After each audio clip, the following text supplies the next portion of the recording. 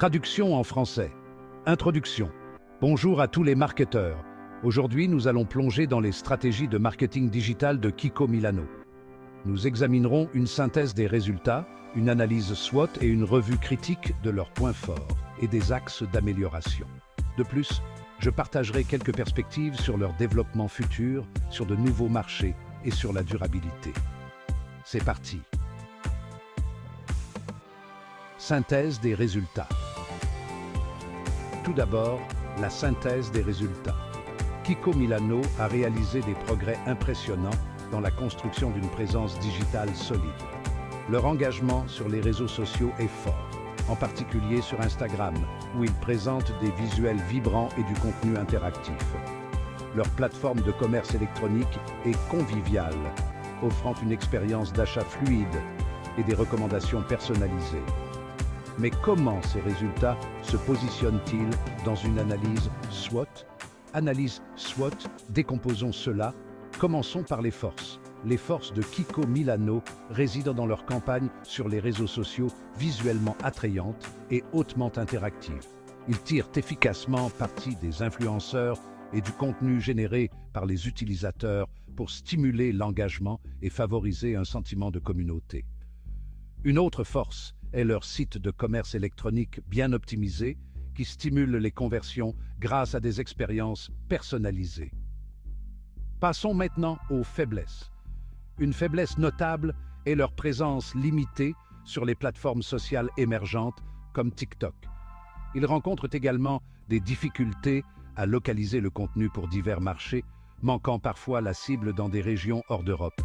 De plus, bien que leur site web soit convivial, l'expérience mobile peut être lente, affectant la fidélisation des utilisateurs. Ensuite, examinons les opportunités. Kiko Milano a de grandes opportunités pour étendre sa portée sur des plateformes comme TikTok et Snapchat afin de capter un public plus jeune. Il y a aussi un potentiel d'amélioration de leur expérience d'achat mobile en s'assurant qu'elle soit aussi fluide que leur site web. En outre, l'adoption de pratiques plus durables et la promotion de ces initiatives peuvent attirer des consommateurs soucieux de l'environnement. Enfin, les menaces.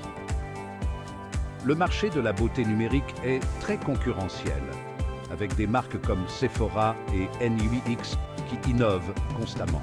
De plus, les changements rapides des algorithmes des réseaux sociaux peuvent affecter leur portée organique. Les ralentissements économiques et les changements dans les dépenses des consommateurs peuvent également représenter des risques importants. Conclusions et perspectives d'avenir.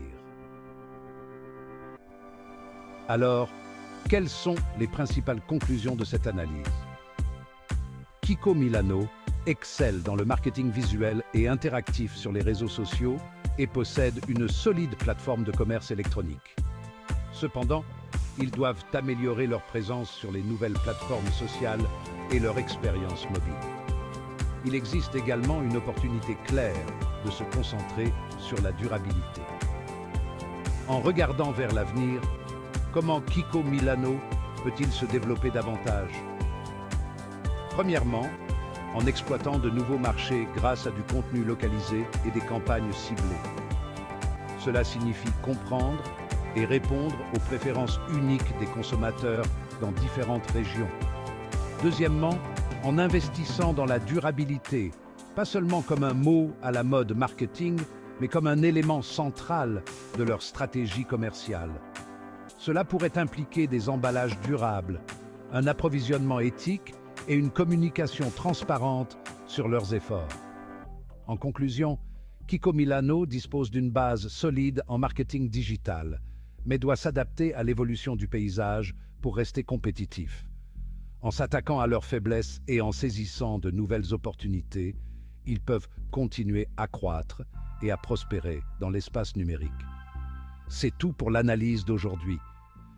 Si vous avez trouvé cette vidéo utile, n'hésitez pas à la commenter, à la partager et à vous abonner pour plus d'informations sur les stratégies de marketing digital. Merci d'avoir regardé et à la prochaine.